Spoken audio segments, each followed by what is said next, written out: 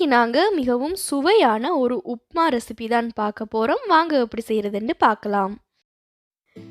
இதுக்கு நான் ஒரு மீடியம் சைஸ் உருளைக்கிழங்கு எடுத்து துண்டுகளாக நறுக்கி இதை நான் பொரிச்சு எடுக்க போகிறேன். கொஞ்சமாக உப்பு சேர்த்து இதை நாங்கள் நல்ல பொன்னிறமாக வரும் வரைக்கும் பொரித்து எடுத்துக்கொள்ளலாம். இந்த உப்மாவில் நான் உருளைக்கிழங்கு கத்தரிக்காய் சேர்த்து செய்ய போகிறேன். கொஞ்சமே டிஃப்ரெண்ட்டான ரொம்பவே டேஸ்டியான ஒரு உப்மாவாக இது இருக்கும். இப்போ நான் கத்தரிக்காய் ஒரு 4 சின்ன கத்தரிக்காய் எடுத்து துண்டுகளாக நறுக்கி அதையும் நல்ல பொன்னிறமாக பொரித்து எடுத்துக்கொள்ள போகிறேன். கண்டிப்பாக நீங்கள் உருளைக்கிழங்கு கத்தரிக்காய் சேர்த்து செய்து பாருங்கள், உங்களுக்கு ரொம்பவே சுவையான ஒரு உப்புமா கிடைக்கும்.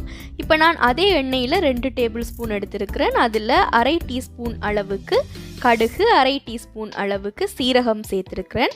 அது பொரிஞ்சதுக்கு அப்புறமாக இதில் நான் 5 வரமிளகாய் சேர்த்துக்கொள்கிறேன்.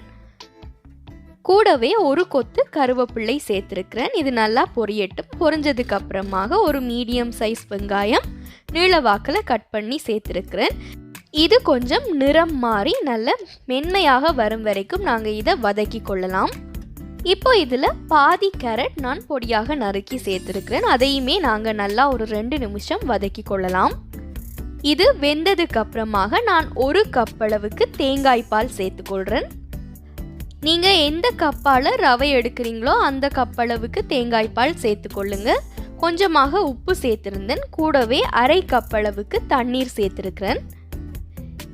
இப்போ இதில் நாங்கள் முன்னாடியே பொரிச்சு வச்சிருக்கிற அந்த உருளைக்கிழங்கு கத்தரிக்காயை சேர்த்து கலந்து விட்டு கொள்ளலாம்.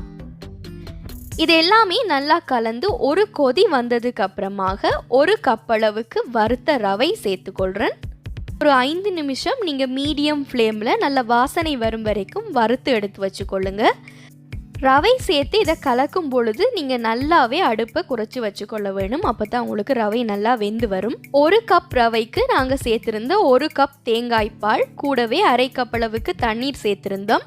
அது எல்லாமே சரியாக இருக்கும். இப்போ அடுப்பை அணைச்சதுக்கு அப்புறமாக மூடி போட்டு மூடி இதை ஒரு 5 நிமிஷம் இப்படியே வச்சிடலாம்.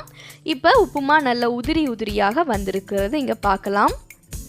மிகவும் சுலபமான சுவையான கொஞ்சம் வித்தியாசமான உப்புமா ரெடி ஆகியாச்சு. கண்டிப்பாக நீங்கள் இதை வீட்டில் ட்ரை பண்ணி பார்த்துட்டு உங்களுடைய ஃபீட்பேக்கை எனக்கு கமெண்ட்ஸில் தெரியப்படுத்தலாம்.